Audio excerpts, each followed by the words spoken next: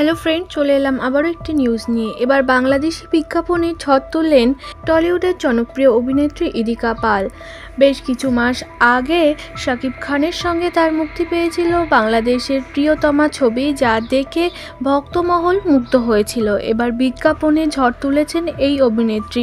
Comment বক্সে ভরিয়েছে netizen থেকে শাকিব খান। বাংলাদেশের একটি মেহেন্দির বিজ্ঞাপনে দেখা গিয়েছে তাকে। বেশ সুন্দরী সেজে উঠেছে ইদিকা পাল, যা দেখে এক কথায় রূপকথার পরী লাগছে তাকে, এমনটাই বলছেন নেটিজেনরা। অনেকে মন্তব্য করেছে, ইদিকা তুমি বাংলাদেশের পার্মানেন্ট হিরোইন হয়ে যাও।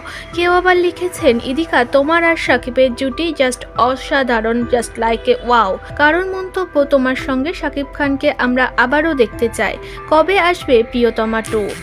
এমন হাজারো কমেন্টে ভরিয়েছে নেটিজেনরা, কিন্তু সবার চোখ কেড়েছে শাকিব খানের কমেন্ট। শাকিব খান কমেন্ট বক্সে ইদিকাকে লেখে, তোমাকে এই লুকে জাস্ট অসাধারণ লাগছে, তুমি এমনিই কিউট, আর এই সাজে অনেক বেশি কিউট হয়ে উঠেছো, অনেক এগিয়ে যাও ইদিকা, আবার কখনো তোমার সঙ্গে দেখা হবে। ইদিকা এই কমেন্টে রিপ্লাই করতে ছাড়েনি। ইদিকা লেখেন, thank you so much Shakib Khan.